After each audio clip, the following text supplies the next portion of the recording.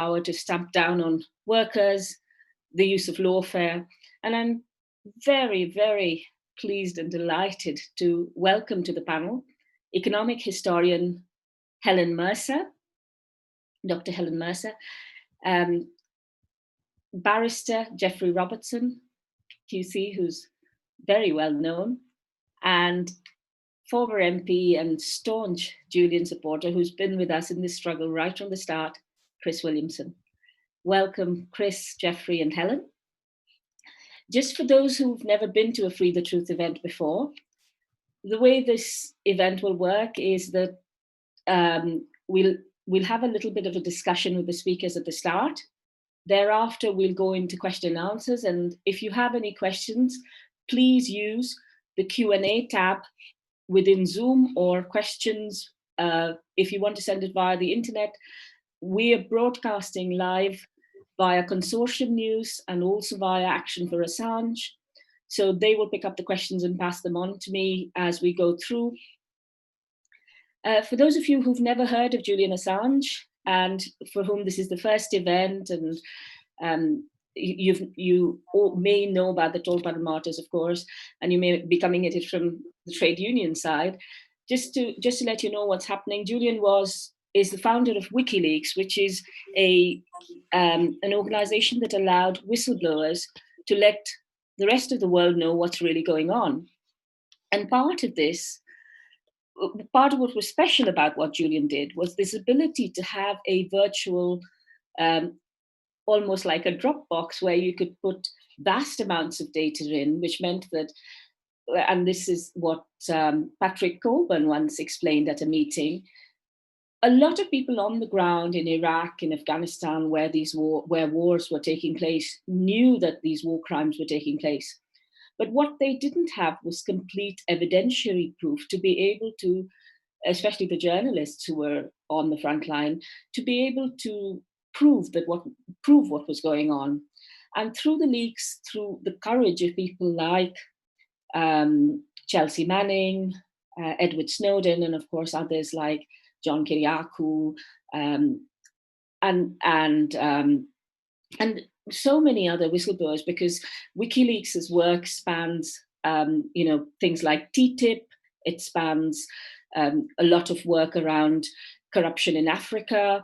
It spans information about political manipulations in America. It also spans, of course, the wars in Iraq and Afghanistan.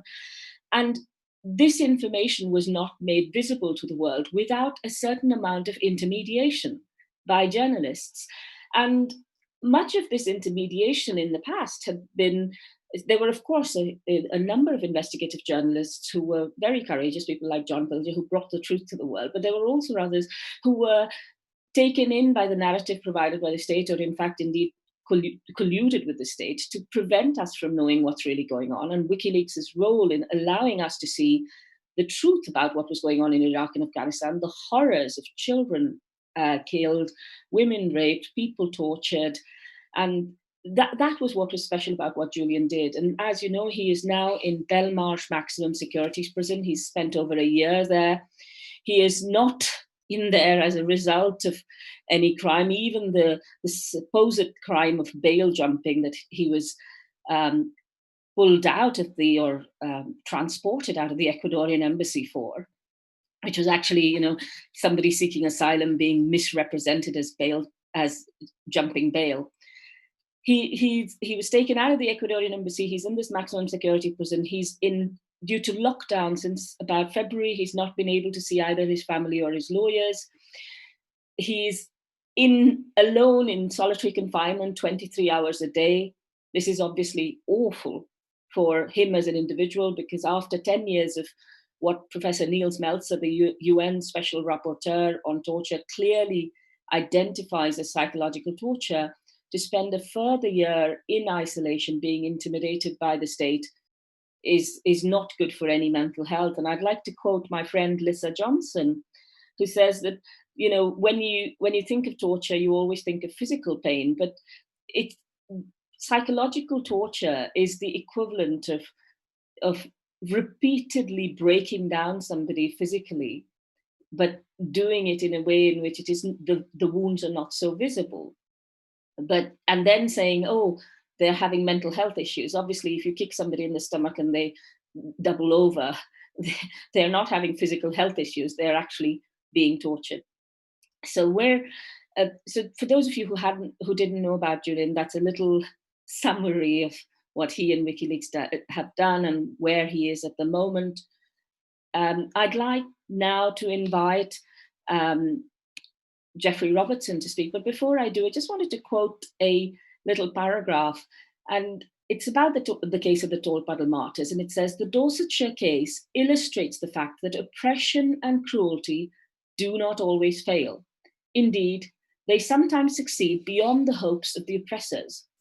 Unless trade unionists throughout the world are always ready to sacrifice their personal interests, their safety, or even their lives for the amelioration of the lot of the poor, their elaborate organization may perish overnight, either in a holocaust of terror and force, or in the slower process of legal repression.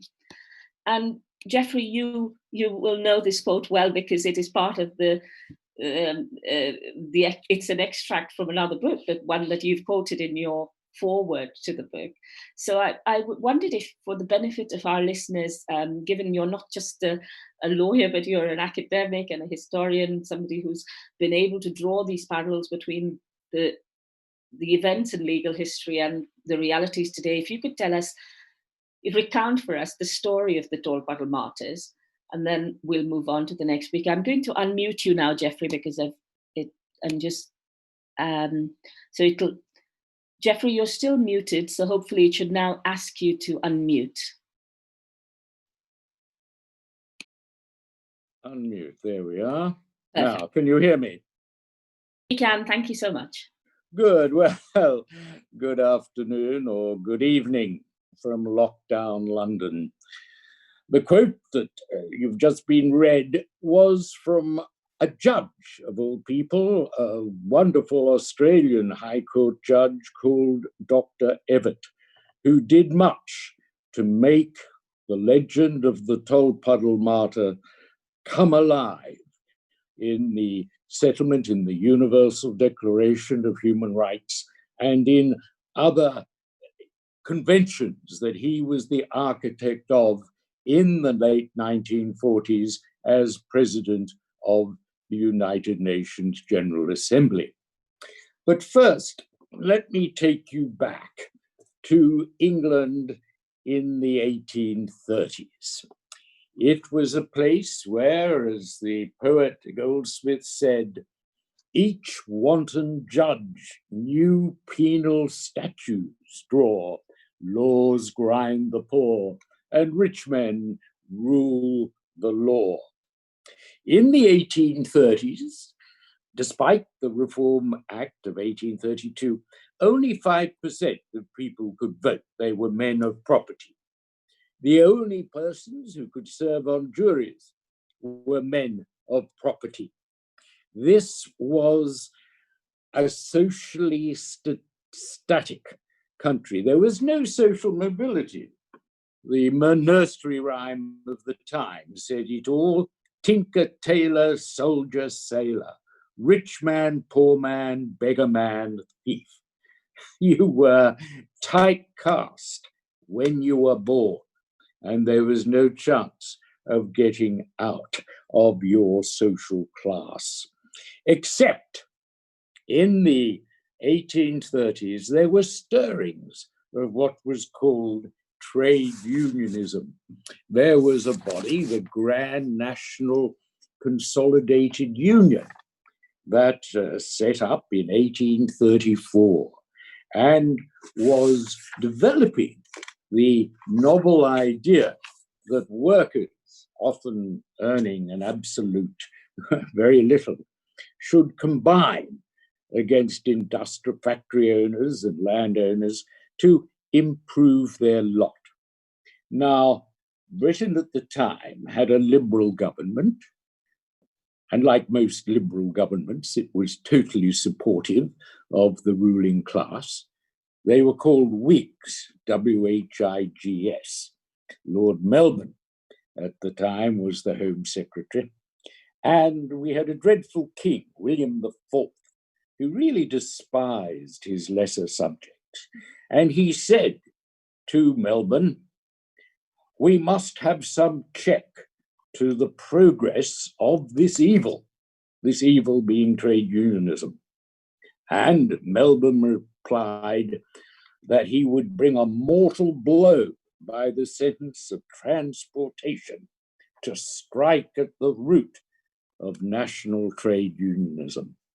And you know, the scapegoat that they chose were a little group of impoverished Dorset farm labourers who had, at the suggestion of a Methodist lay preacher, a man named George Lovelace, had decided to form a little friendly society to try to get some more money from the landowners of their meagre wages. Now, this society had an oath, took an oath, a rather pathetic kind of oath, where they would hold the Bible in one hand. There's a picture of a skeleton on the wall in front of them, and they would take an oath to keep their trade union secrets, and there'd be a loud voice saying, "Remember thy end." And so they were making that oath upon the Bible. But what was their object? They had rules. Let me read you their rules. No person should be admitted to their meetings when drunk. No obscene songs or toasts should be allowed. They should not countenance any violence or violation of the laws of the realm. So they were hardly a revolutionary society, these poor little half a dozen Dorsetshire labourers. But they were chosen as the scapegoats to smash nascent trade unionism. And they found a law, they always can. This was the 1797 law, Illegal Oaths Act. The Illegal Oaths Act of 1797, which was passed to stop the mutinies in the Navy. But of course, like a lot of laws, like the new treason law that the government announced yesterday, will be vague enough to encompass many others. So this poor little, pathetic little oath-taking event was chosen. And of course, they had a choice, the government. They could have charged them before the magistrates, but that only carried 3 months in prison. They charged them on indictment before a judge and jury that carried 7 years imprisonment, including transportation. Well, that was totally unnecessary, but it was necessary for the government to smash this little group. They sent a lickspittle judge, Baron Williams, always supportive of the government, to tell the jury. And the jury didn't need any telling because they were landowners of the area who were worried about their workers combining for better wages. So, of course, they convicted. But what was so wicked and cruel was that the judge, who had his instructions from the government, gave them the maximum sentence, 7 years, transportation to Botany Bay, although it was in fact Sydney Harbour, Port Jackson. But that was what it was called, 7 years.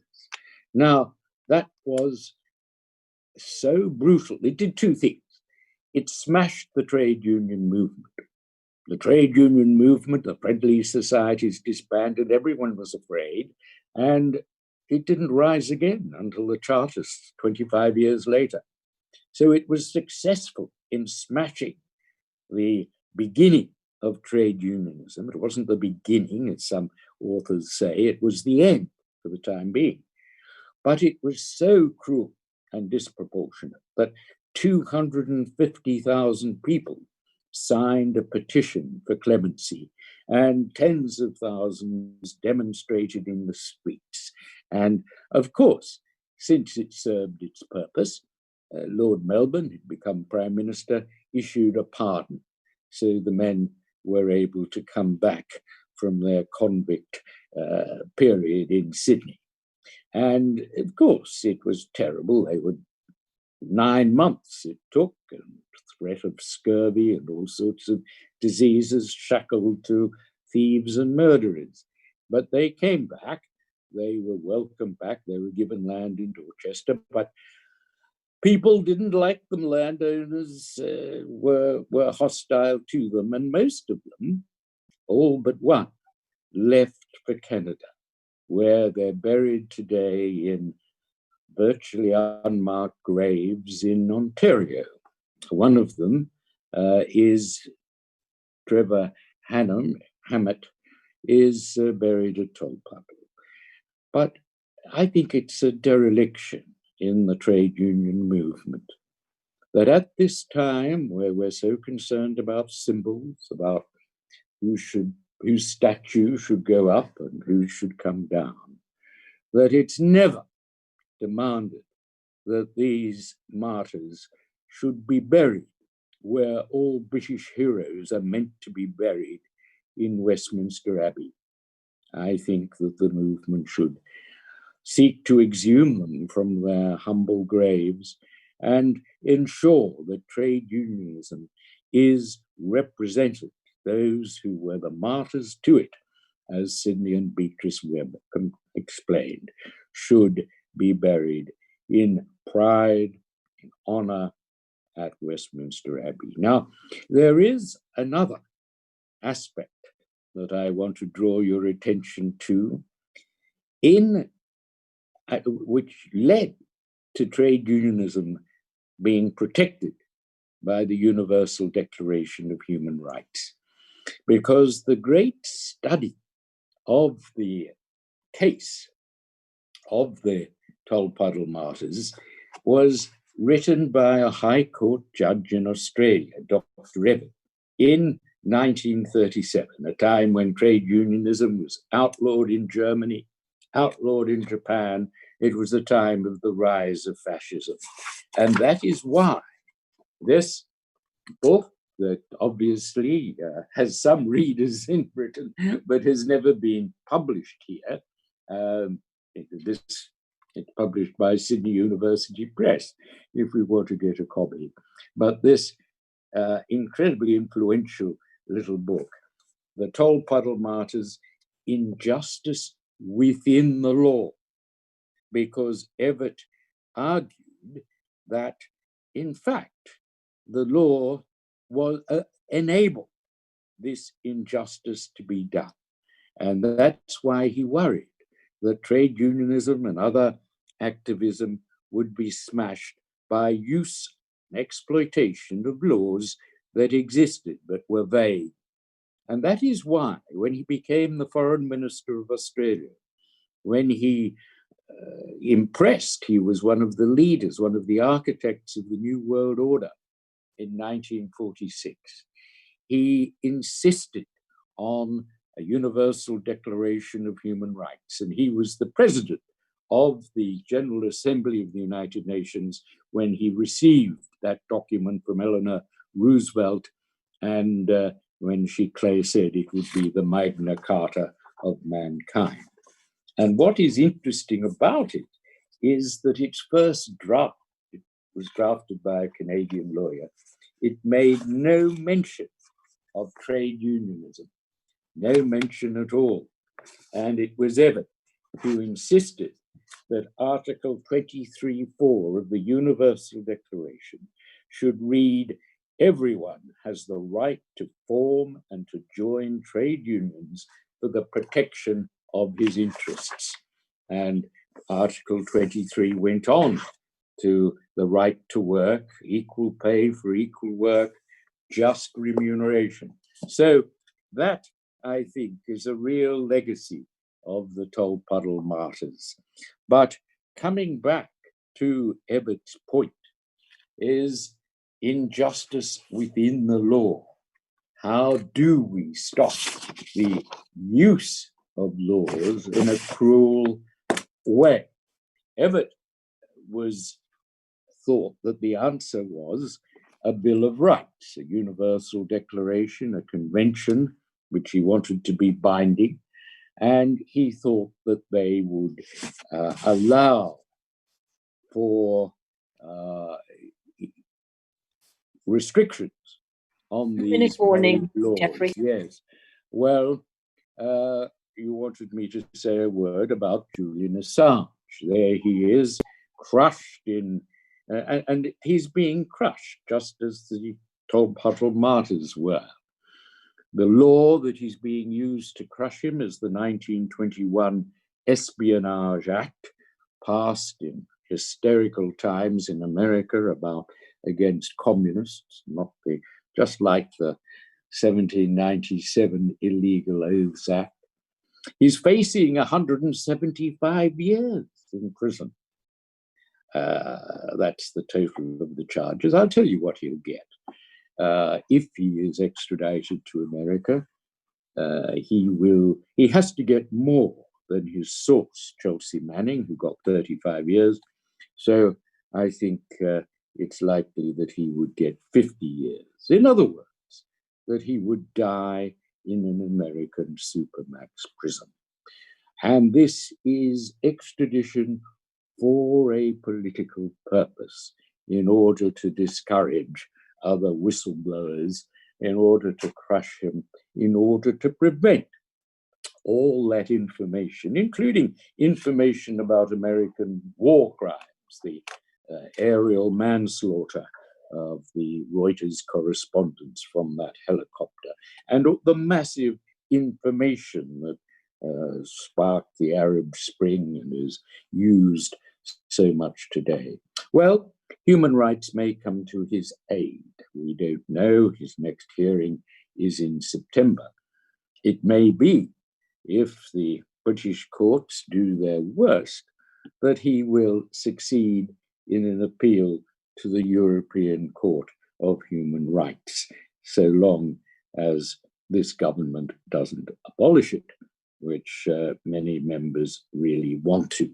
So there are parallels that you can draw between the fate of the martyrs to trade unionism and the martyr to freedom of speech. Thank you. Thank you, Geoffrey. Very helpful and helps to really give a sense of what's at stake here. I'd now like to invite Dr. Helen Mercer. Helen's an economic historian. She's done a huge amount of work on the privatization of the NHS. And in fact, it's Helen and Emmy, who runs the Committee to Defend Julian Assange, who proposed this event in the first place, who suggested that it might be a good idea to talk about the parallels. And some of this was inspired really by Helen's written a recent article drawing those parallels between the Toldpuddle Martyrs and Julian. And Helen, could you tell us a little bit about what those parallels are? You have about 8 minutes, and then we'll move to Chris. Thank you. You're still muted, Helen. So if you say hello, you should be able to. Hello. Yes, okay. All right. Well, thank you very much. Hello, everybody. And thank you very much, Deepa, for organising this. I want to explain how I came to write the article, just first of all, very briefly. And that is that I went to the Tolpuddle Martyrs Festival last year. And because I had just recently actually got involved with the campaign to defend Assange, I took along leaflets and a banner, and we joined the Sunday procession, and the banner was well received there. We had a positive response. While there, I went on the trail round the village, which was provided by an excellent speaker from the Tolpuddle Martyrs Museum. And as he talked, because my head was full of Assange, I began to appreciate some of the parallels with Assange's case. And of course, over the past year, some of those parallels, I think, have sort of increased still further. There are still more that we can see. So before I talk about the similarities perhaps between the two cases, I wanted to emphasize one glaring difference between the two cases. And that is that, as with the Tolpuddle, the trade union movement quickly saw the implications of what was happening with the Tolpuddle martyrs, for them, there was a mass campaign organised which was eventually successful in bringing them home. In the case of Assange, that mass campaign has not materialised in the same way. When the US issued its request to extradite Assange, Jeremy Corbyn and Diane Abbott spoke out in the House of Commons against his extradition. But on the whole, the Labour Party, the trade union movement and other progressive movements have been quite quiet, and movements have been very cautious and careful. So one reason for writing the article was to try to show the importance, the relevance of what's happened in 1834 for the Assange campaign today. I also wanted, in doing it, to try and develop the sense of international solidarity in defence of Assange. The Toldpuddle martyrs were English people who were sentenced to transportation for trying to form a trade union, and that was a form of punishment often to be feared more than actually, say, hanging. Julian Assange is an Australian citizen who has been enduring a long and lingering punishment, effectively, before he's even been charged with anything. He's facing still worse if he's transported to the United States. So that's the difference. But I also wanted to sort of highlight a couple of comparisons, similarities. And I haven't got long, and it's quite a long article, so I'll try and be as brief as I can. So the first point is actually just emphasising what Geoffrey Robertson has just said, the use of existing laws. And in both cases, the laws were intended to suppress sedition, and the original US Espionage Act, I believe, was passed in 1917. But they're now being used to criminalise and what are legitimate and peaceful acts. So the law against taking an oath in the Navy was used to ensure the maximum penalty for taking an oath to join a trade union. The law passed against spying, the Espionage Act, is being used to gag a publisher and a journalist in a way that it's never been used before, with implications for journalists worldwide. Similarly, Assange is being portrayed as a threat to national security. The judge in 1834 told the jury that what was at stake was the safety of the country, which was clearly a pretty ridiculous claim. The second comparison concerns the importance of the interconnections between the executive and the judiciary, and also the personal connections. So at Tolpuddle, the local MP for Dorset was the chairman of the grand jury, which said that the indictment of the Tolpuddle martyrs could go ahead. He was the brother-in-law of Viscount Melbourne, who was the Home Secretary. Together, those two men, together with James Frampton, who was the local landowner, they literally hatched a plot to trap Assange in this law intended for other purposes. In the case of Assange, I think we can see a similar process. The issuing, for instance, of the European arrest warrant, and then the role of the CPS in making it very difficult, making it impossible to really close and finish the Swedish case, trapped Assange in the Ecuadorian embassy. And we also know through information released by Declassified UK of the fact that Lady Arbuthnot's husband and son have links with companies which might well fear, might have an interest in stopping WikiLeaks revelations. So there's a conflict of interest there, potentially. And I want to make a third point quite quickly, and that's about the implications of both cases. Very often when you go back in history, cases often seem to be much more clear-cut. So in the case of the Tolpuddle martyrs, it was clear-cut. It was trade union rights fighting for social justice. In the case of Assange and WikiLeaks, the case is slightly more complex because the attack is on journalists. But why is it necessary to defend the rights of journalists to publish information in the public interest? It's important because that sort of information, the truth, can feed and nurture and grow and foster and develop popular democratic campaigns. Now, some of those campaigns are around the peace movement, and that's very, very clear and very important in all of the WikiLeaks revelations. But I just wanted to say a word about the trade union movement and the situation there.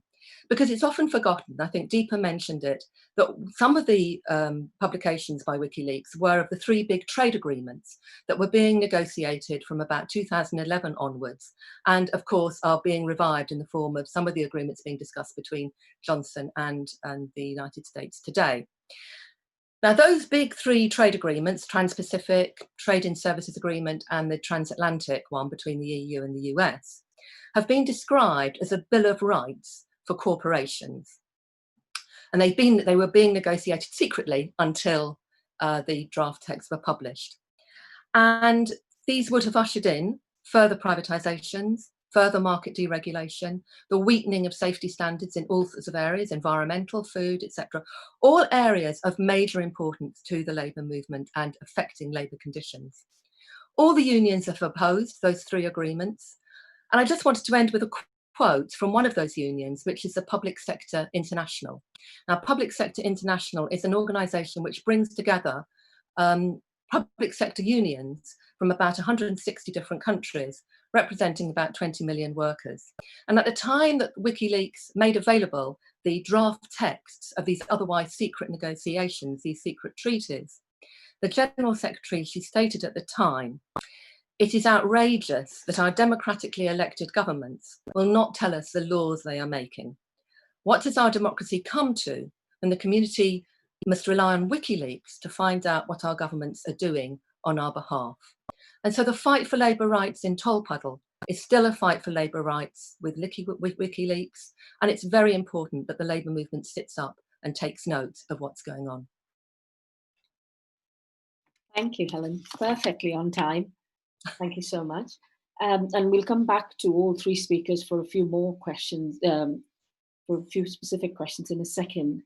But before we go on to talk to our next speaker, Chris Williamson, about how, and Chris has personal experience of this as well as professional experience of this, about how positive ideals can be weaponized for negative ends, and how smears can be employed in order to misrepresent those positive ideals. For those who are tuning in just now, I just want to make you aware, across the bottom of your Zoom screen, you'll be able to see the question and answer tab. Please use that Q&A tab to post any questions for the speakers. We have the chat open. I will disable that if there is any spamming, but hopefully, right now there doesn't seem to be any, and we should be having a good discussion, so that'll continue. I'd like to remind you that the events, you might see only a few attendees here, but we're also having a lot of attendees joining us from Consortium News and also from Action for Assange. So if there are any questions from those people who are on social media, I'd be very grateful if Andrew, who's very kindly helping us from Action for Assange, and Kathy Bogan, who's helping us from Consortium News, could share those questions onto the chat. I also, for those who missed the introduction, just to quickly summarize what's happening with Julian, especially regarding his psychological torture. And I borrow in summarizing this from some excellent work that's been done by our colleagues at Doctors for Assange, and specifically an article written by Dr. Lisa Johnson, where she talks about how the psychological torture of Julian Assange has unfolded. It started with an absolutely relentless propaganda campaign. And, right now we're talking about Black Lives Matter. And indeed, Julian made visible why Black Lives Matter when he made visible that the lives in Iraq and Afghanistan were being taken without any amount of, pretty much like in the times of slavery, with little disregard for these individuals and their objectives. A lot of the smearing was around making Julian seem more and more dangerous and a malign influence. He tortured his cat, he smeared feces on the wall. I mean, the lies and the smears that came around were just absolutely atrocious. Here was a peace-loving man. Even Stratfor, which was the PR company not PR company, but the company that was intelligence company that was that was helping the intelligence agencies, it said that he was a peacenik. That was the word they used. But all of them joined together to publicly humiliate him, the 5 rogue states, as I call them, America, Britain, Ecuador, Sweden, and Australia, all together vilified Julian in various ways, along with people who many of us supposedly respect in the media and in the field of law. And I'll come back to ask Geoffrey some questions about that. I've got a few questions from you on that. They've also intimidated and isolated Julian. Julian was put on an NSA manhunting target list.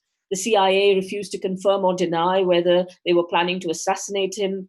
We know from more recent news out of the Spanish case that the US government plans to kidnap Julian. Even during his trial in Britain, in the first phase of the trial, which took place earlier this year, after the first day of trial, he was handcuffed, he was moved from cell to cell, he was strip searched. I go to court and I've seen how at the first hearing, which Craig Murray wrote so beautifully about, Julian, was unable to say his name and his date of birth. And this is a highly intelligent, highly capable man. And he's been tortured and reduced into somebody who's even unable to say his name. And this is the rendering of Julian to be completely helpless has also involved a huge amount of medical deprivation and neglect, which involved, for example, when he was in the embassy, he had a tooth infection. He was not allowed to, the UK government declined allowing him, with the Ecuadorian consulate asked for permission to allow him to go to a hospital, and they said no. He's now in solitary confinement 23 hours a day. He's been constantly surveilled, and tapes of his surveillance have been sent to the CIA.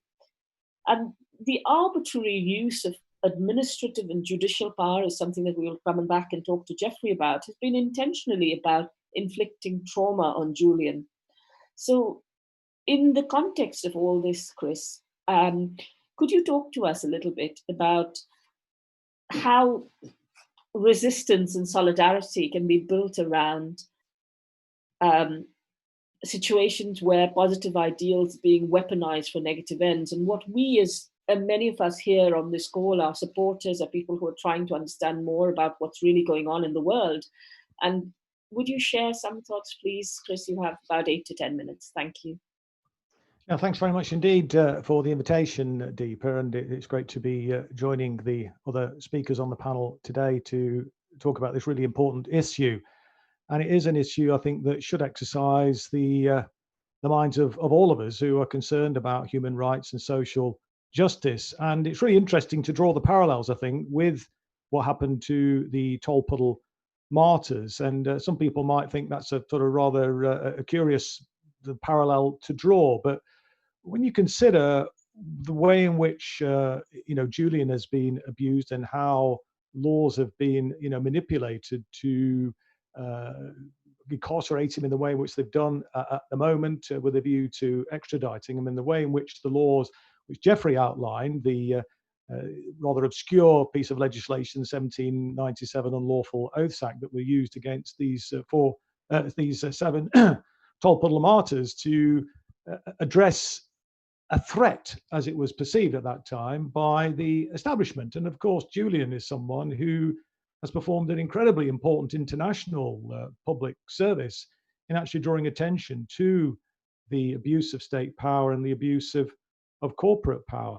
And what I think is really inspiring about what happened in the case of the Tolpuddle martyrs, the fact that as a consequence of the really grotesque unfairness which was meted out to them, it led to a mass outpouring of opposition from the movement, the labour movement, the burgeoning labour movement at that time, and the wider general public. And it's a real lesson, I think, that we need to try and draw parallels with today, and learn from that, and use that as a guiding principle, if you like, to support Julian, because it is so important that he receives as much support as possible, because he, as I say, is someone who is an incredibly important international figure.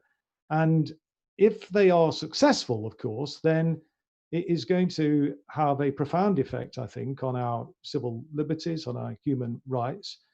And it's really interesting that how Julian, as you were just saying there, Deepa, was smeared in the similar way to the Tolpuddle martyrs were smeared as well by the landed gentry of the day, in order to try and justify the actions and to sort of toxify them in a sense. And this is what we're seeing today. And we see it in terms of the Labour Party, and Jeremy Corbyn's election to the leadership of the party was an unassuming man who'd spent his life fighting for human rights and for international justice. He was somebody who, at a time when people like David Cameron were wearing T-shirts that had Hang Mandela emblazoned across them, Jeremy was protesting against apartheid outside the South African embassy.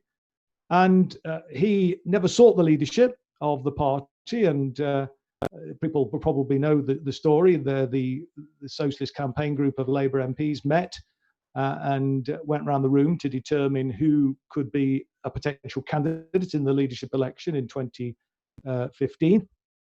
And it was, as it were, kind of Buggins' turn almost, really. Kind of Jeremy, others had tried and failed, and it was felt important that somebody carried the torch of a socialist alternative into that debate. And so Jeremy put his hat into the ring, succeeded in getting sufficient number of nominations at the very last minute, I think with literally a few seconds to spare, literally, I think less than a minute to spare before the deadline passed, where the candidates to get onto the ballot paper had to achieve, I think it was 35 or 36 MP nominations, and Jeremy managed to get the last couple or three at the very, very last moment.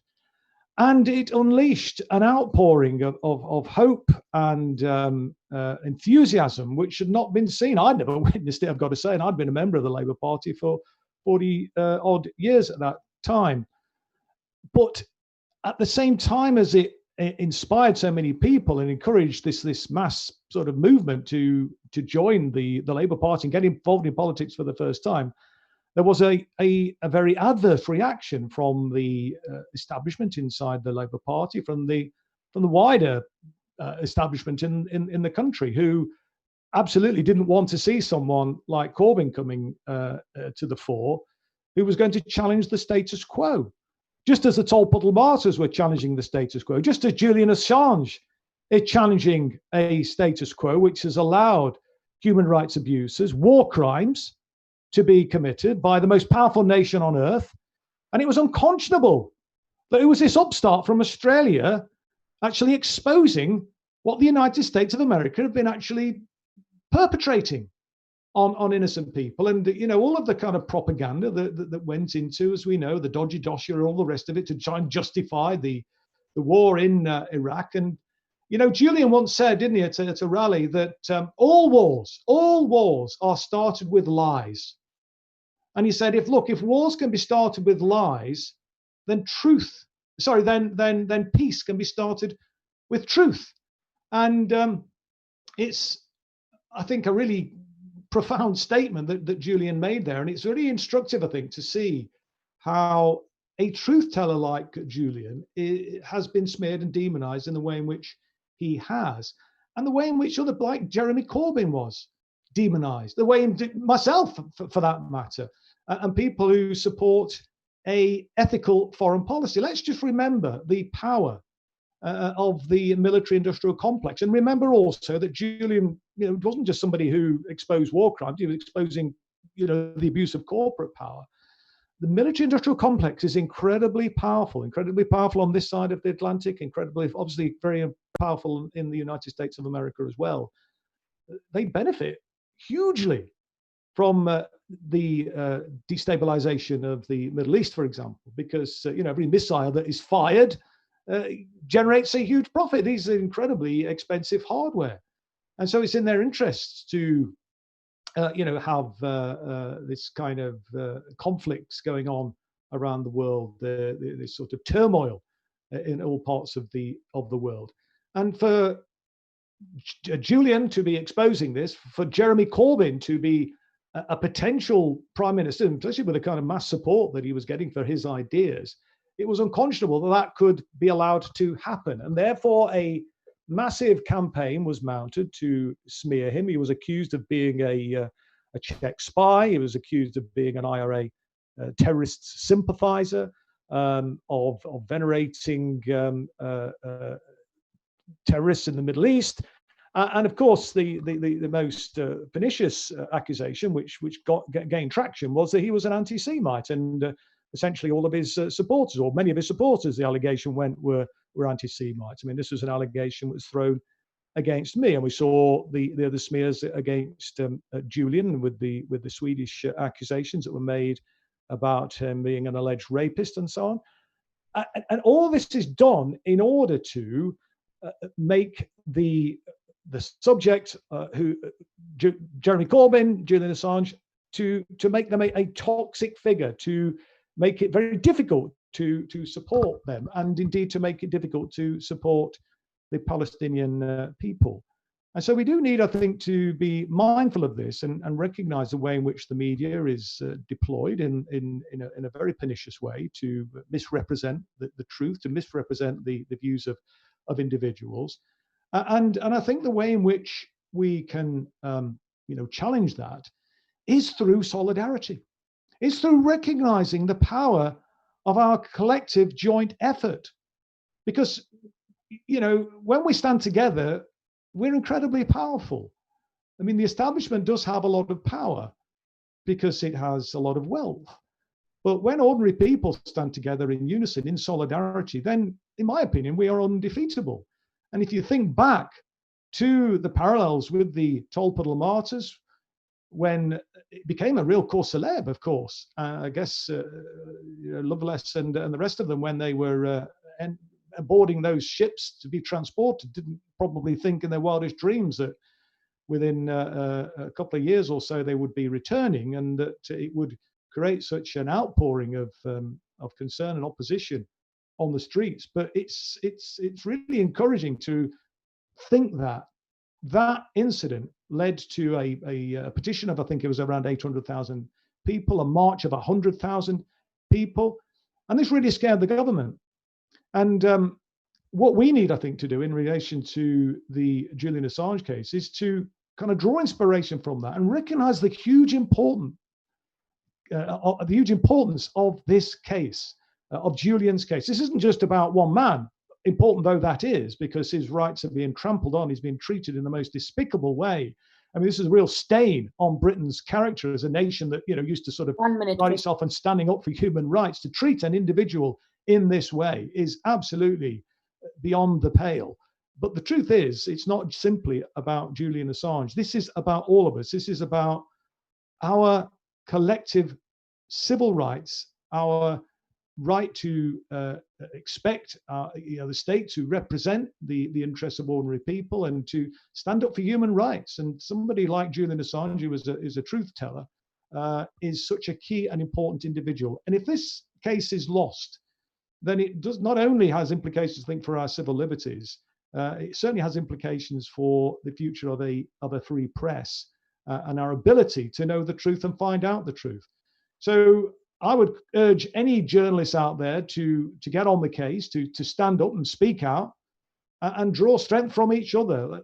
We are, when we stand together, just to kind of repeat that point, we are incredibly powerful. In the words of Percy Shelley, I would say to those journalists, you need to rise like lions after slumber in unvanquishable number. Shake your chains to earth like dew, which in sleep seems to have fallen on you, because we are many and they are few. And if we do that, then I'm confident that we can get a fair and just result for Julian. And that, of course, will bode well for all of us into the future. Thank you, Chris. Perfect timing. I'd like to go back to Helen, if I may, to just draw a little bit about a bit more detail about how in the case of the Toldpuddle Martyrs and in the case of Julian Assange, how justice has been undermined and how resistance pretty much has been undermined by elites using lawfare and smearing. And I know you wanted to talk about this in your introduction, Helen, and I wondered if there was anything further you wanted to say about it. Yes, thank you. I think it's one of the parallels I drew in the article was between the role of the clergy in the early 19th century and the role of the modern media today. And the clergy in those days acted as a sort of or sermons from the pulpit could really form opinions, particularly in rural communities like Tolpuddle. And that the clergy identified materially and ideologically with the landed interests. And the clergy on the whole preached a sort of quiescence with the social order. You know, there's a famous little hymn that we used to sing when there was regular morning assemblies called All Things Bright and Beautiful. And there's a verse in that which is, the rich man in his castle, the poor man at his gate, God made them high and lowly and ordered their estate. And that was what the church preached. They preached a quiescence, which I think is also very much what the media tends to do at the moment. But George Lovelace also made a great, amazing, big attack, impassioned attack on the church. And he pointed out how on every proposal for social justice, for bettering the interests of the working class, for bettering people's conditions, they were opposed. They supported the Poor Law Amendment Act, and they helped to beat the drum for war. And those same things, exactly the same things, could be said about the media and their treatment of Julian Assange today. And George Lovelace said at one point, "What chancer has a labouring man of obtaining justice if the clergyman of the parish is ill disposed towards him?" And exactly the same could be said about the media. And the clergy smeared him. He was smeared George Lovelace, smeared the Tolpuddle Martyrs, made it very difficult for them to stay in Essex, where they had houses given to them, and that they were seen as troublemakers, as bad and wicked men. And I think we just see the same thing playing out in the media today with the smears against Assange. And when you leaflet for Assange, the very common thing thrown at you is, not always, you generally meet a fairly positive response, but you know, he's a rapist, he's a narcissist, he's this terrible person, which are all lies and smears. And I think it's quite useful to see a manual being played through. There's a manual being played through with the media. We could call it the military-industrial complex, the government. A manual being played through to smear. And I wanted to just make another point, though, that while I can draw these comparisons between the 19th century and today, weirdly, in one way, it was perhaps easier for people to learn the truth about the Tolpuddle Martyrs in the early 19th century than it is today. Because although in the very recent past, before the Tolpuddle Martyrs, there'd been a series of what were called gagging acts passed, there was still quite a vibrant radical press.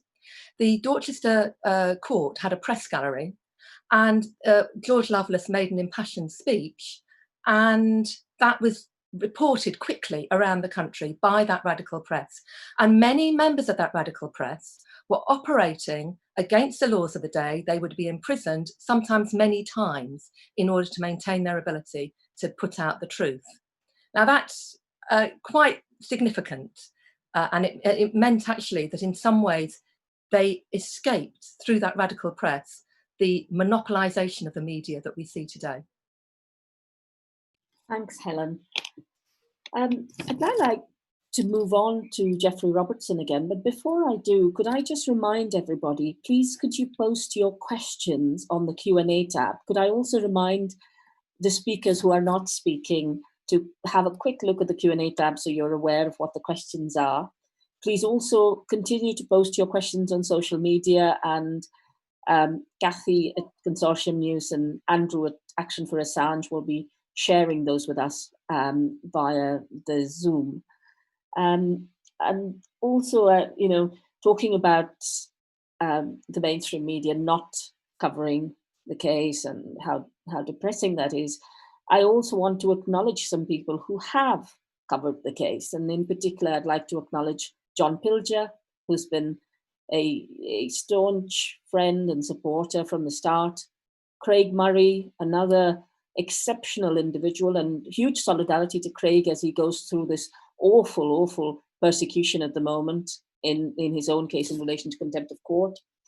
I'd also like to acknowledge Joe Laria and Kathy at Consortium News, Andrew and others at Action for Assange.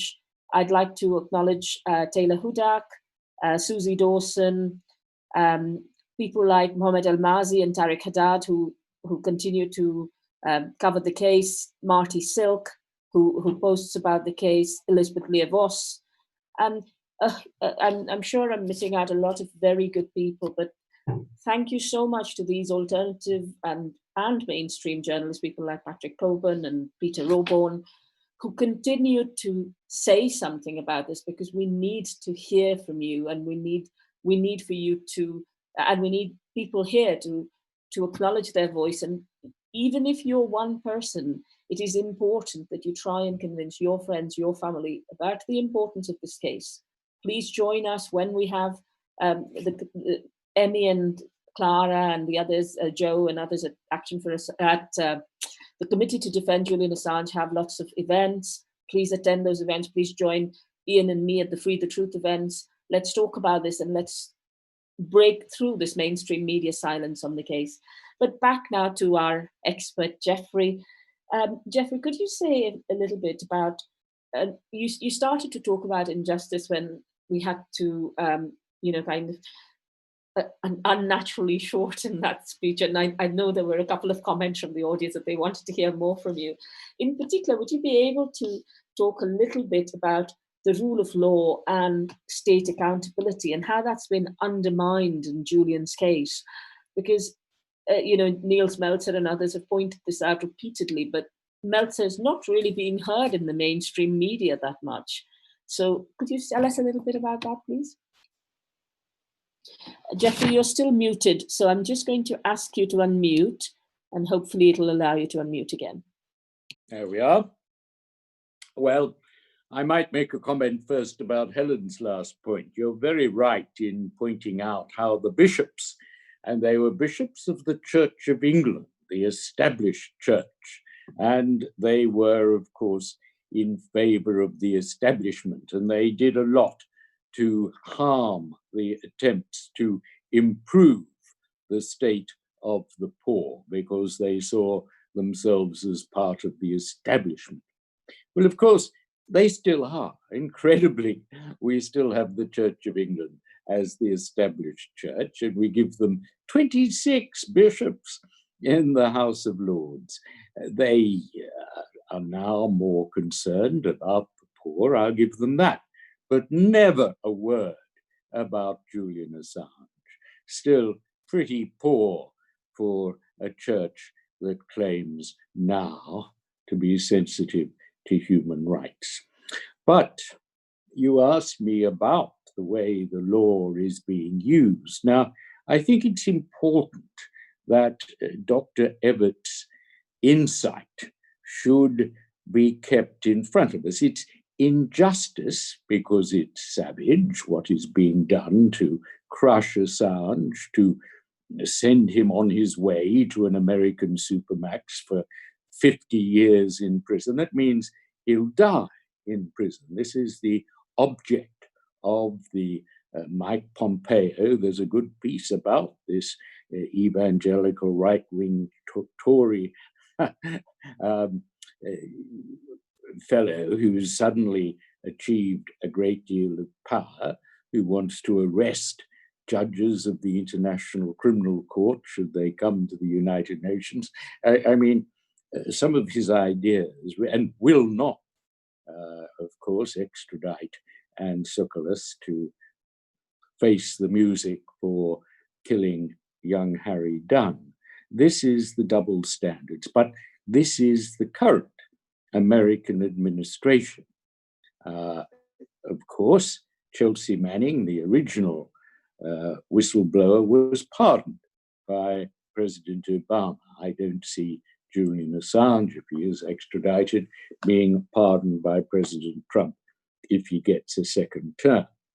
But what we are seeing at operational level is the ability of the very wealthy, and in this case, the incredibly powerful American State Department, which has acquired film, video of Julian Assange in the embassy meeting with his lawyers, gross invasion of his privacy, which no doubt they will try to use against him, and using the old Espionage Act as a basis.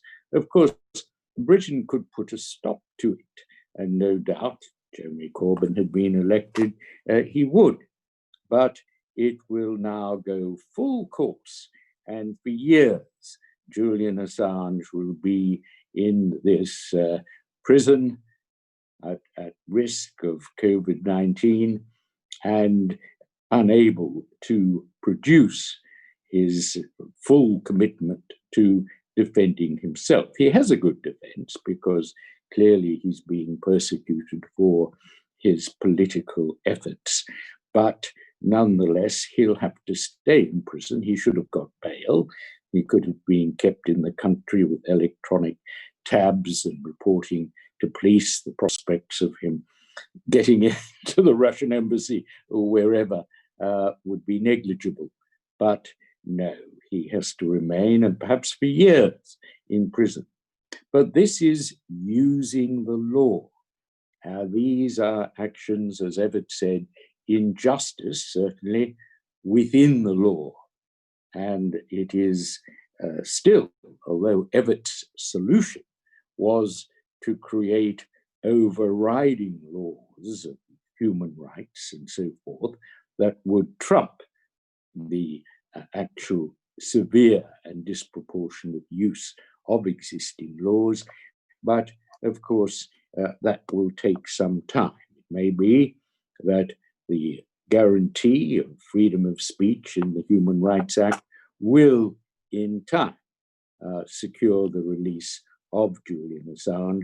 But what is unacceptable is the length of time that he will have to spend in Belmarsh as a martyr to free speech while we try to sort out. In America, one hopes that the First Amendment will protect him, it's stronger. But of course, the Trump lawyers are arguing that it doesn't, the First Amendment protections that protected the New York Times over the Pentagon Papers don't apply to non-Americans, and because Assange is Australian, he doesn't get the American benefit of freedom of speech. And that is a danger for all non-American journalists. Many British journalists work for American papers. So the attack on Assange has this consequence of being an attack on free speech protections in America itself. So that's the reality of the Assange situation. Thank you, Geoffrey. And just on that note, in relation to whistleblowing, one of the terrible things about this case is the way in which we are not able to hold our governments to account for the crimes they commit in our name. And Julian Assange, and of course, brave whistleblowers like Chelsea, allowed that to happen, because without them, we would not have known the scale of the atrocities in Iraq and Afghanistan. Coming back to our discussion with you, Chris, about solidarity and resistance, could I ask you to say a little bit about how, in effect, how our activists who are being ground down can come together to organize? Because this is a very, very practical question in terms of, how do you handle things like smearing and control of the media discourse? I know, for example, that you've now started putting out information, a counter narrative through the ways you're organizing. So could you tell us a little bit about that? Sorry, Chris, I've muted you, so let me just try and unmute you again. Yep. Sorry, can you hear me now? Can you hear me okay, Deepa? Perfect, thank you. All right, great, thank you. Well, look, we're trying to organise a new grassroots movement. I think there's never been a greater need for extra parliamentary activities, because unfortunately, our representative democracy, I don't believe, has been actually delivering for people. It's not actually serving the interests of the people that actually elect them. It tends to prioritize the interests of the elites and the corporate class. I mean, you know, if representative democracy was working, we wouldn't have so much inequality and poverty in Britain. But one of the questions on the chat there was directed at me, saying, how do I keep motivated? And, you know, sort of deprecating the attacks on Jeremy and myself and, of course, others. And I guess the thing that keeps me going is the fact that this is such an important issue. There are so many injustices that you know, we do need to continue to fight them. And I've been inspired, obviously, by people like Julian. Julian's made an incredible sacrifice to do what he's done, and languishing now in Abolish prison. And you know, people like Fred Hampton, who was the one of the leaders of the Black Panther Party in the States, was assassinated by the American authorities, the Chicago police and the FBI. A young 21-year-old man who was an incredibly profound young individual, but was seen as at such a tender age a threat to the interests of the establishment in the United States of America at the time, because he was bringing together poor white working class and the black working class. And he made the point in one of his speeches that, you know, you don't fight racism with black racism, you fight it with solidarity. You don't fight capitalism with black capitalism, you fight it with socialism. And he was seen as a real threat because he was getting real traction for that message. And I think one of the reasons why I was targeted was because I was making a case for democracy inside the Labour Party, for participatory democracy inside the Labour Party, and that was something which was untenable to virtually the entirety of the parliamentary Labour Party, who didn't want to make themselves accountable in the way in which I was advocating. And I just think that if our democracy is going to survive in a meaningful way, then we do need to examine how it's functioning right now and to call for something better. And that can only happen, I think, if more of us, you know, stand together and do actually, you know, demand this. Because unless we do that, nothing's ever given from those in power. It has to be fought for, just as the Toldpuddle Martyrs made the sacrifices that they made, and then the huge outpouring of support that they achieved forced the governments of the day to make the changes that they did.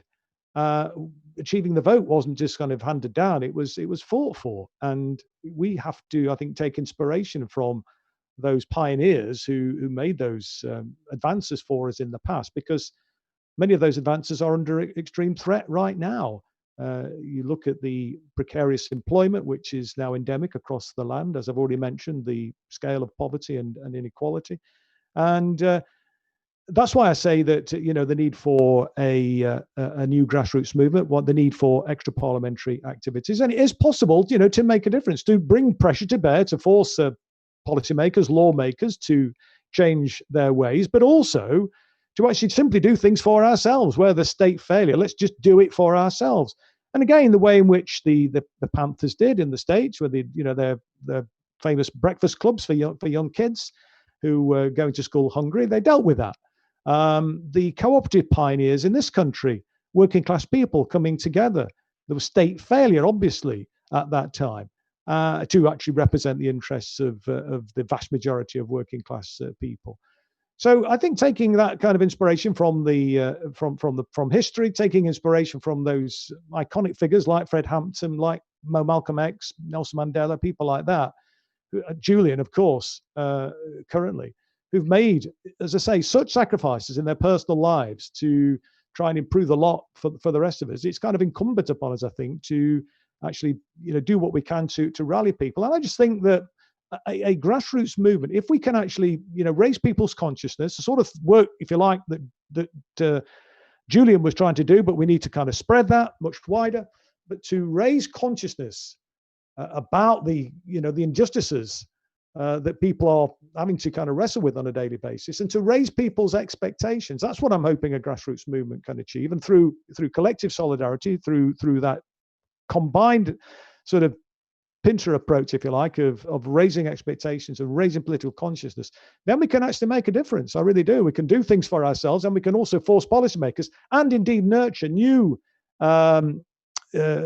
parliamentarians and local authority representatives through that process. Because if our current representatives are failing, and they are, well, let's replace them with people who will do the job.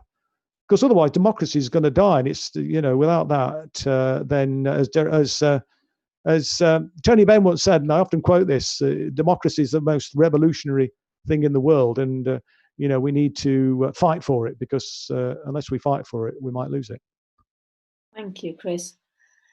I have a bunch of questions, and I know Geoffrey's going to leave a little bit, might have to leave a little bit early, and it's not yet exactly clear exactly what time he would leave. So I'll start with those questions for you, Geoffrey, if I may. Couple of questions roughly in the same ballpark. One is very specific, and it's one that many of us have tried to get answered at previous meetings and have had little success with getting answered. And that is there any risk, however negligible, of Julian not being granted leave to appeal? And how is this being considered? And I appreciate that, because you are, of course, advising on the wider team that Gareth is, and we don't want you to disclose any legal strategy. We don't need to know. But also, in relation to that, I think a step back, really, many of us are really, really ashamed of the role that Keir Starmer's DPP has played in persecuting Julian. Particularly, you know, we're concerned about holding people like Paul Close, Marianne Nee, MR Buthnot to account for the ways in which they have, in some ways, you know, for many of us who are not really legal experts, we are concerned that they may be showing misfeasance in public office. And so it would be useful to get a sense from you about what your thoughts are about what, you know, I'm just an ordinary supporter who got really vexed at the way in which there was no public debate and started organizing these events. I'm an academic at the university. I don't specifically teach whistleblowing, although my colleague Ian Munro does. And we're all trying to get together and use our professional skills and our personal skills to offer Julian some support, but also to save our democracy in the way Chris has outlined. So could you give us some suggestions as to, we have some lawyers on the chat who are particularly keen to hear from you. I'm going to unmute you. Geoffrey, just a second. Can you hear me? Yes, we can. Perfect. I'm not acting for Julian on this one, but my chambers is, and I've got great confidence in his team. But I don't think Keir Starmer, also a former member of my chambers, is involved. He wasn't the DPP at the time, and of course the American government is entitled to apply for extradition, just as Britain is entitled to apply for extradition of Americans, although, as I pointed out, the hypocrite Pompeo refuses in the case of Anne Suckless, the driver who killed young Harry Dunn. But nonetheless, they are entitled, and they use the Crown Prosecution Service to bring the case. But Keir Starmer has no connection with that. Now, it's brought at Westminster Magistrates Court. That is the name of the court where the hearing is going on. I was very concerned when the first magistrate, just after he'd been dragged out of the Ecuadorian embassy, insulted him by calling him a coward and so forth, and a narcissist. I think that was wrong. It was not a good look for British justice. But they're really magistrates, but they've been calling themselves now, or allowed to be called, district judges. So I suppose we must call them judges, but they're at the lowest level of the pecking order of legal ability. And if the case goes against Julian, if the magistrate or the district judge refuses to accept that he's being prosecuted for political purposes to deter whistleblowers and refuses to accept that his right of free speech is at stake, then there is an appeal. There is an appeal to a higher court, to a couple of judges and who are high court judges, and then there is an appeal to our Supreme Court, which is 7 judges, you'll remember, led until recently by Lady Hale. But so he does have a right to appeal. I think he will be granted leave to appeal to the Supreme Court because the case involves so much of legal interest. He will certainly have a right of appeal to what is called the Divisional Court, the High Court judges. Then he has a right to seek appeal to the Supreme Court. So that will enable him.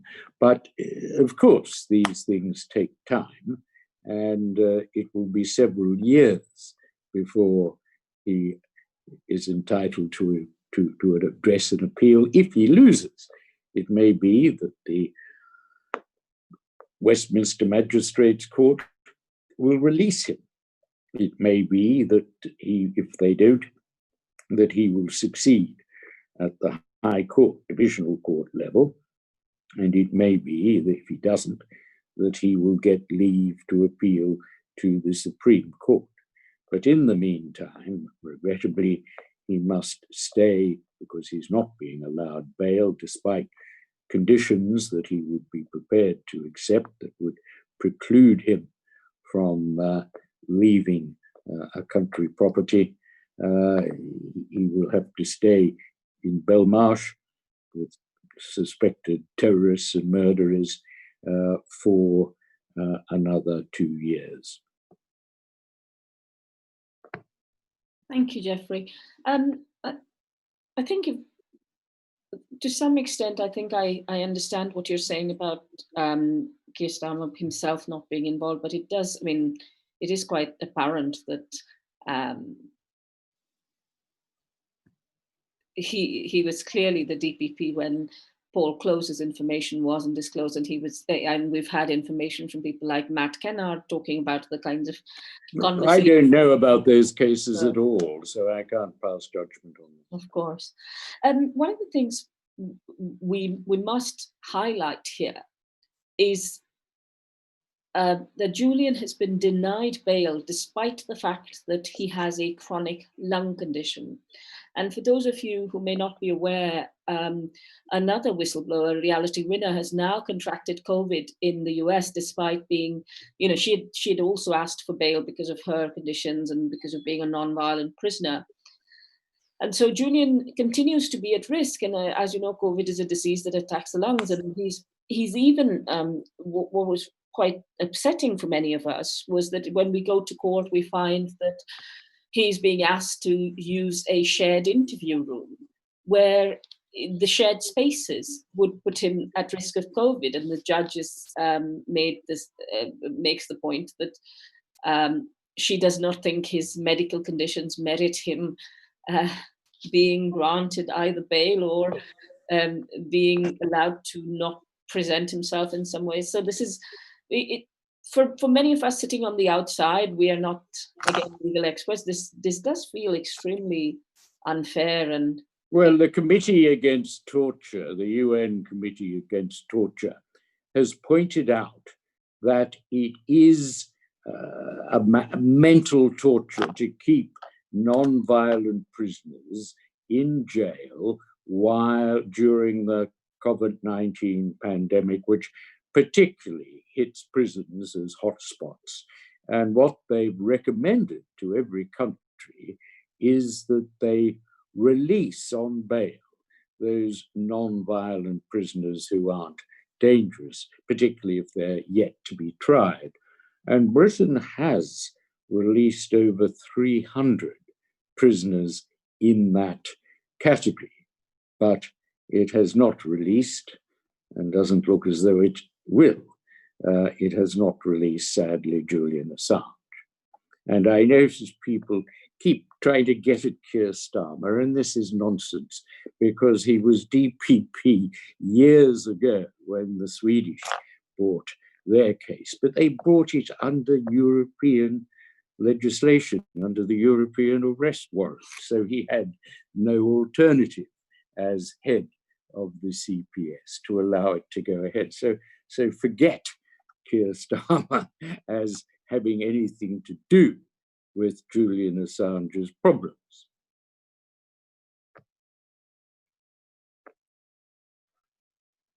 I can't hear you. Rookie error. I muted myself. Another question that's coming from, and this might be a question for you, Chris, is it looks like the author, Brian Vickery, says, apart from a few brave individuals, including Chris, it looks like Labour MPs have gone on walkabout. Why are they not jumping up and down on what is happening to Julian Assange, our free press and our justice system? Are they turning into the Clinton wing of the DNC, just interested in power and what they can get out of the system? Chris, over to you.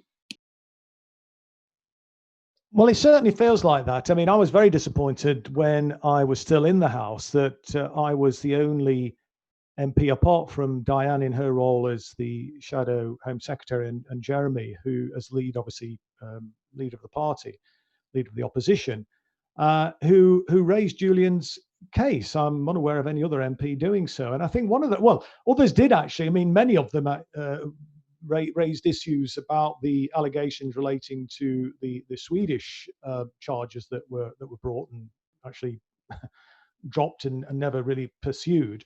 But they were embellished, of course, as well, to suggest that there was accusation being made about something that actually wasn't true.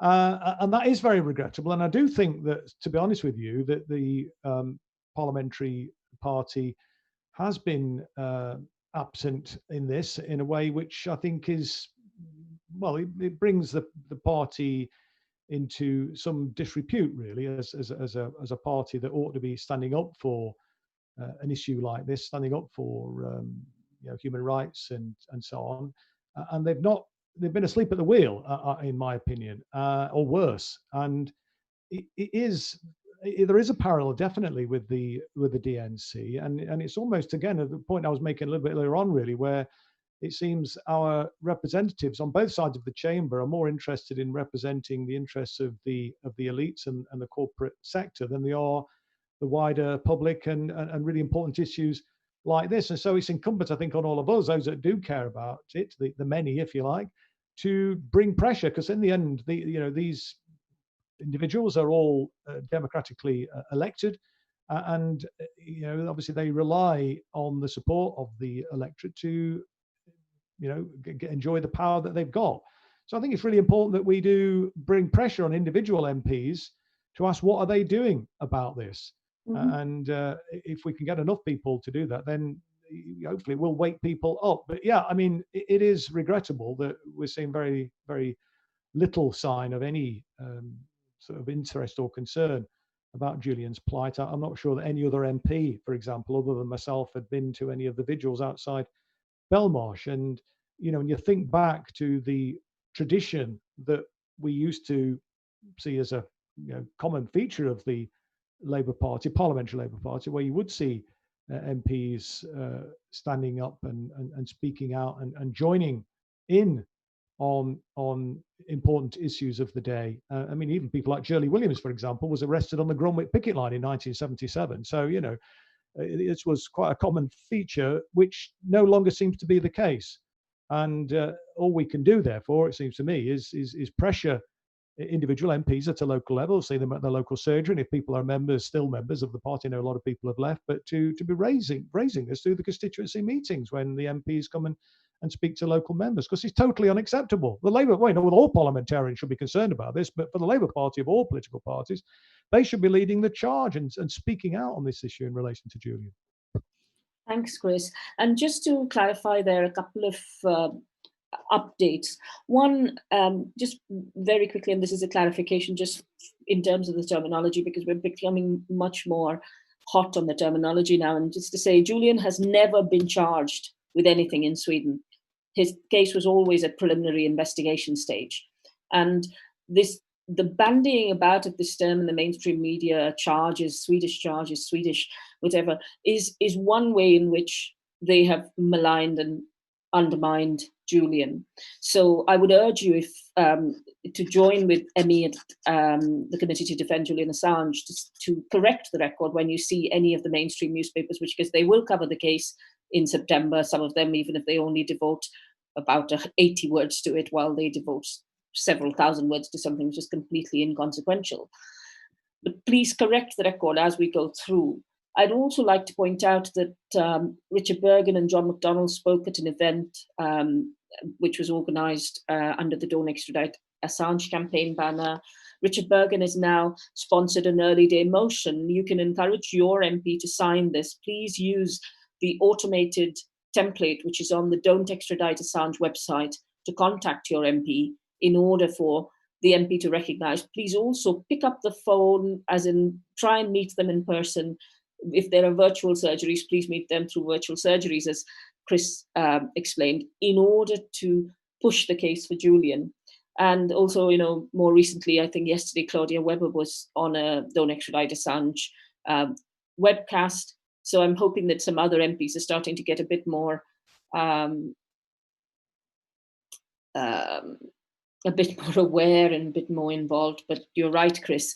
You're the only one who stood with us at the vigils and has been there from the start. And when you put your first early day motion, it was shameful to see so many Labour MPs sitting tight. But I'm glad that at least Richard's motion has got more support. No, that's encouraging, and it is encouraging to see. Well, say encouraging. I mean, it's very limited, but I mean, it's Richard and John that are speaking out now. I mean, I guess I was referring to the period prior to the new regime that's running the party.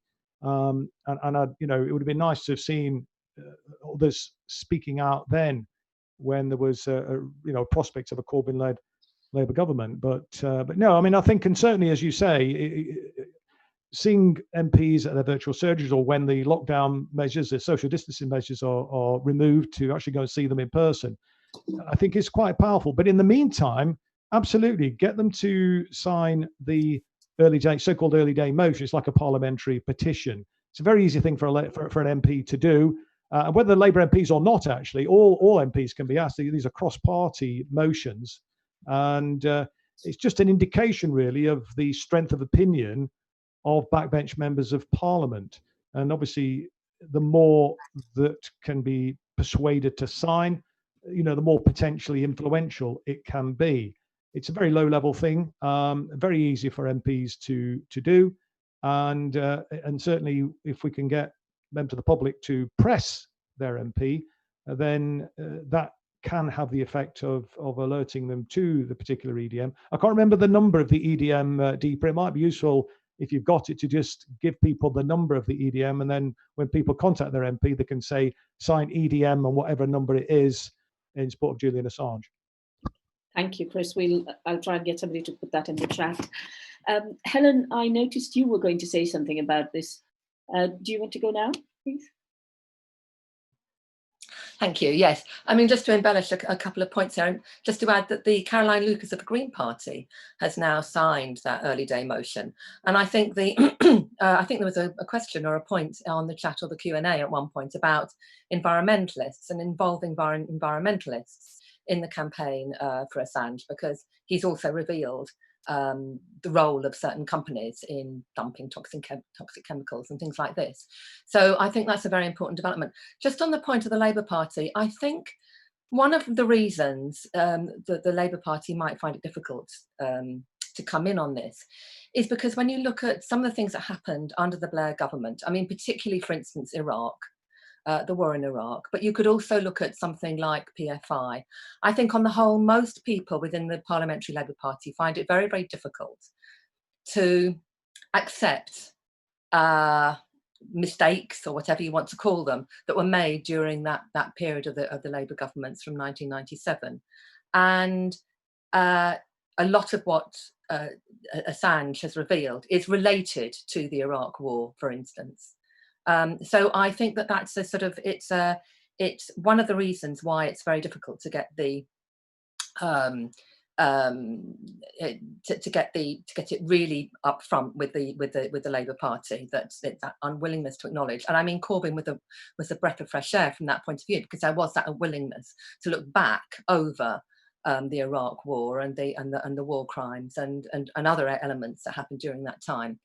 And the other point I just wanted to make very quickly about the role of the media. I mean, the role of the media and the smears and the lies against Assange have been incredibly powerful, and they will have influenced the Labour Party. And I think that while it's very important to fight struggles around the issue of race and sex discrimination, there is a tendency for identity politics to take over. And to a certain extent, the media smears have sort of played on the fertile ground created by some of the more extreme elements within identity politics. Thank you, Helen. I have two questions. I know we've slightly gone over the 2:30 mark, which we had kind of penciled, but there are two very good questions that I'd like to ask if the speakers are happy to stay for a few more minutes. The first of these relates to the D-notice. And I wasn't sure, because we don't have any media experts specifically, although Geoffrey, you do media law. Am I right? I apologize. One of the things they've asked is, and this was asked at a webinar yesterday and elsewhere as well, how does the D-notice system how is it potentially being used to stifle any debate about Julian? Because prior to the breaking of the Guardian computers thing, the D-notices were seen, and I spoke to a journalist yesterday who was saying, oh, the D-notice is advisory. But really, there seems to be an absolutely unnatural silence around what's happening to Julian. And do you have any thoughts about how the DSMA committee might be affecting this, and any comments on that?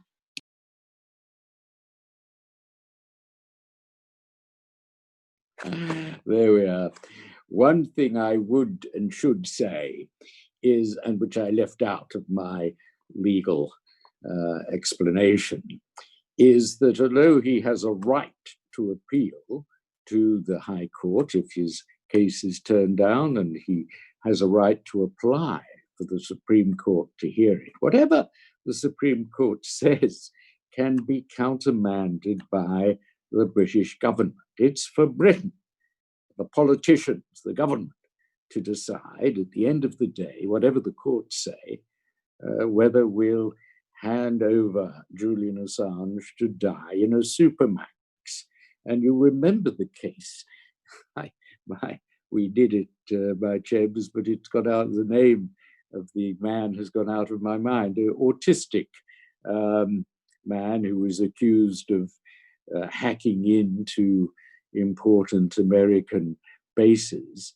And the courts decided that he should, in fact, be extradited. And it was Theresa May, it was her government that decided, because of the risk of him committing suicide in the American prison, that he would not be. So at the end of the day, extradition is a political decision. And although MPs of all sides, and David Davis actually has been supportive of Assange from the right, MPs of all sides are reluctant to put motions down when a case is actually in court, that it should be a matter for MPs of all sides to understand correctly, and not because of the demonization that he's been subject to understand the background, to understand the dangers for freedom of speech, to understand how Britain, which was once in the past the great defender and protector of Mazzini and of Marx and Kropotkin and all those European radicals, that how shameful it's been in its handling of Assange. So it's quite right and important that MPs clue themselves up on the truth about the American persecution of Julian Assange. It's understandable that they may not feel it right to speak out while the case is in motion, but certainly, given that it's a political decision at the end of the day, they should prepare and gird their loins for a political battle. Thank you. There's one further question, which is about, sorry, I've lost my place in the questioning. One of the questions is there any way of cutting this court process short on the grounds of, firstly, the accusations being frivolous, and I'm not sure the state would see that this way, but it seems that this case is being used not just to send a message to the media about what they can and cannot say, but also to clamp down on the kinds of information that WikiLeaks would be able to effectively do now, especially, for example, during COVID or other national crises.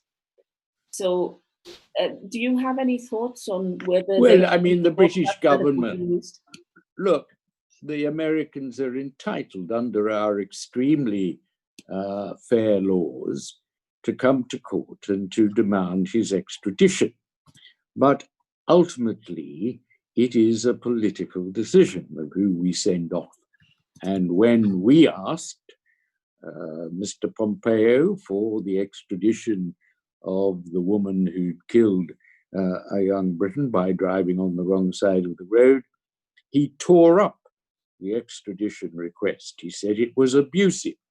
So Britain never actually got to court on it.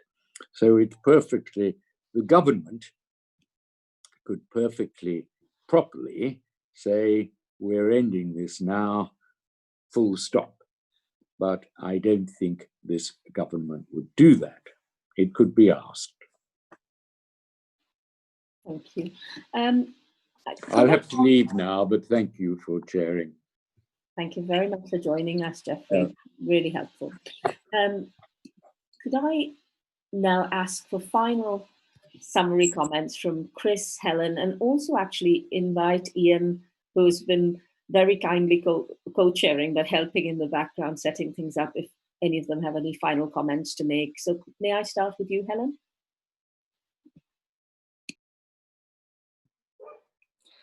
Well, thank you very much. I think it's been a very useful discussion. I think I just wanted to sort of make a final point about the lessons of history. And I was expecting a few more questions about history and the lessons of history. But I think that, sorry, there are dogs barking in the background.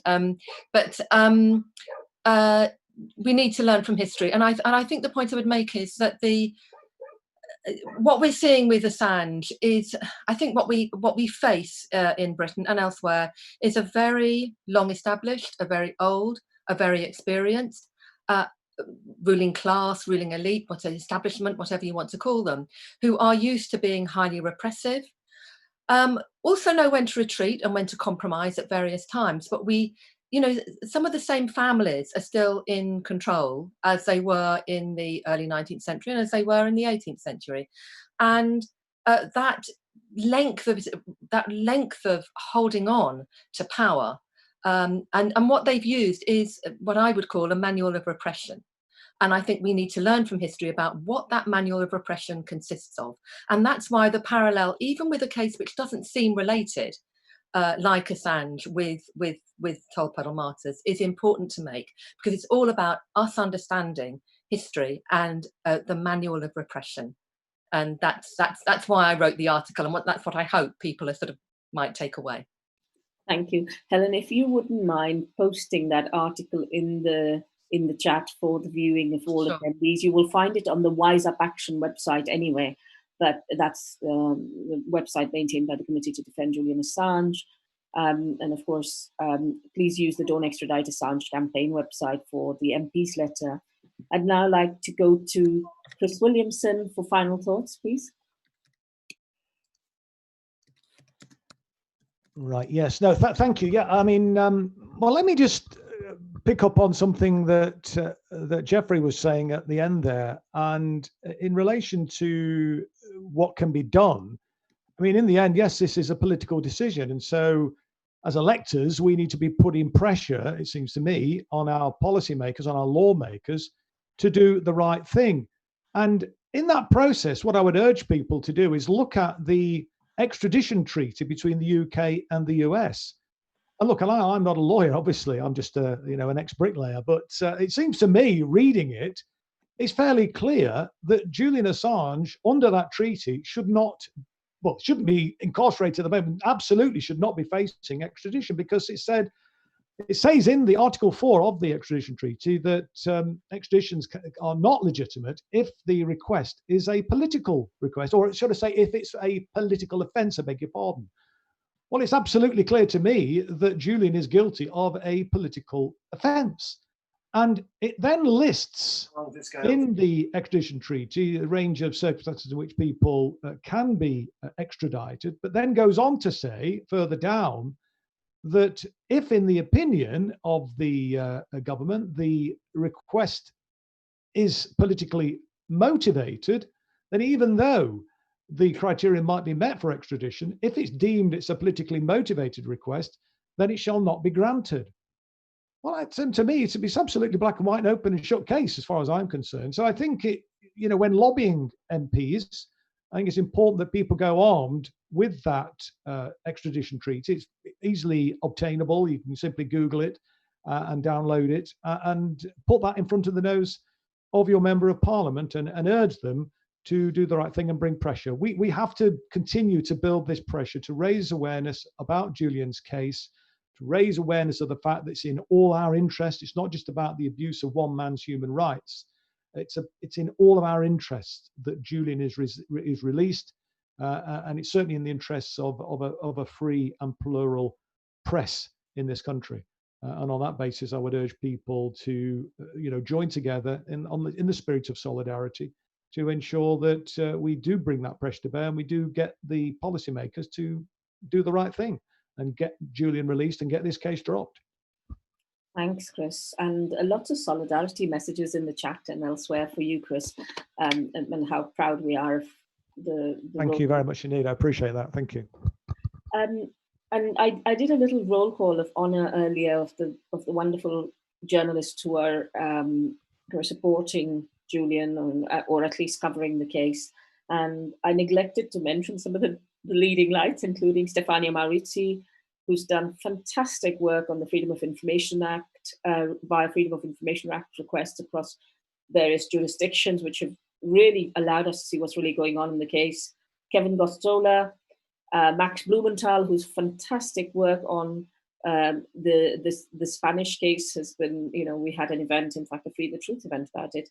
Aaron Mate, Andrew Fowler, and I'd also like to acknowledge Dean Yates, who was the Reuters Baghdad bureau chief when the two Iraqi Reuters journalists were slaughtered, who has coped with PTSD and trauma to come back and tell his tale and make it clear how things were misrepresented at the time. I'd also like to acknowledge Andrew Fowler, Craig Murray, of course, and John Pilger, and also wanted to acknowledge something you said, Chris, about being an ex-bricklayer. I don't know many I don't know many people who don't recognise how wonderful your work has been, not just as a working class man who's transcended some of the stereotypes about working class people, but also about being inspiring to the rest of us. And particularly in relation to your work on modern monetary theory and where does money come from, and these kind of big picture issues, which are not really discussed. So thank you for doing that. And over to Ian Munro for some final thoughts. I just give a plug for Stephanie Kelton's book. It's in the background there, a bit of a subliminal sort of publicity. The Deficit Myth, Stephanie Kelton. I'd urge everybody to read it. Excellent book. Yeah, and Richard Murphy's book on where the Yes, of course, the joy of tax. Yes, excellent. Ian, final thoughts. Thanks, Deepa, and thanks to all the speakers. Absolutely fascinating historical perspective on the relationship between the Julian Assange case and British history, the trade union movement, and of course the links to human rights and so forth. Absolutely fascinating. And what the Assange case is, it's a historical moment. It's absolutely crucial.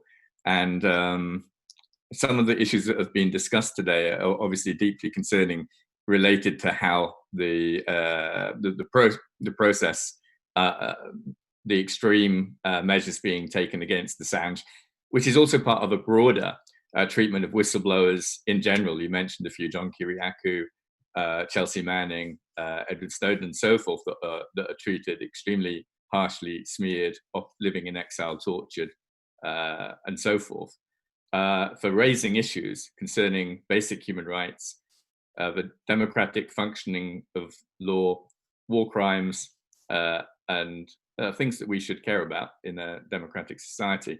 And then there are also these issues related to due process and what's going on there. The United Nations Special Rapporteurs and Human Rights Councils raising issues with the Swedish government and the British government and the American government regarding the surprisingly high number of incidents of potential judicial misconduct, and also the involvement, of course, of private security firm Stratfor. We're looking at this UC Global case at the moment, and previously HB Gary, where the American government and large financial institutions have been involved in hiring private security firms in order to spy and discredit and circulate misinformation about WikiLeaks and Assange. There's all sorts of nasty things going on, which unfortunately the media have not been doing a very good job, and seem to be largely just hopping on board of the circulation of this propaganda. But I just want to end by supporting very strongly Chris Williamson's recommendation that the people participating in this forum and watching this broadcast lobby their MP to sign the early day motion that's been posted in the chat. And yeah, and thanks very much to the speakers. Thank you, Ian, and thank you for all those months ago helping us set up the Free the Truth event in the first place. I wanted to finally just remind people that there is a model motion posted via the NUJ. I think John Reese's people have done a huge amount of work getting it through various trade unions. Please make sure you, if you're a trade unionist on this call and you can understand the importance of solidarity at this time, that you get your trade union to pass that motion supporting Assange. If you're a local CLP member, maybe get your CLP to pass it, your Momentum branch, your local network of activists. And please join us at these events. We will, please make a contribution if you can to the Committee to Defend Julian Assange, who very kindly sponsored the Zoom for this event. It costs an extortionate amount of money for just 1 month. So we're very grateful to them for their support. We're very grateful to Consortium News and Action for Assange.